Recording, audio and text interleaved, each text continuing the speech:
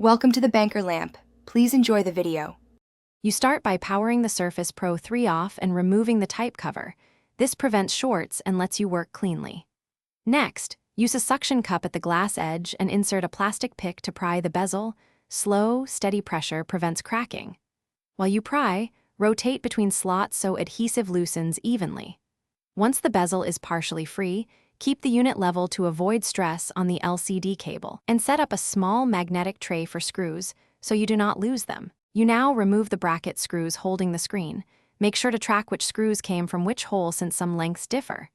Tilt the panel up just enough to access the motherboard connectors. Do not yank the display. Release the LCD ribbon and digitizer connector latches and slide the cables out straight. This avoids tearing. Once disconnected, lift the display fully and peel away the old adhesive from the frame, because fresh adhesive ensures an even bond for the new screen. You attach the replacement screen by seating the LCD and digitizer ribbons into their connectors and locking the latches. Make sure each cable is fully inserted to avoid intermittent touch issues. Then replace the bracket screws in their original positions, apply new adhesive strips around the bezel, and press the glass down evenly from center to edges. Once reassembled, power on and test touch, display, and cameras. If touch is unresponsive, reseat the digitizer cable and clean contact pads. Sometimes debris blocks a reliable connection.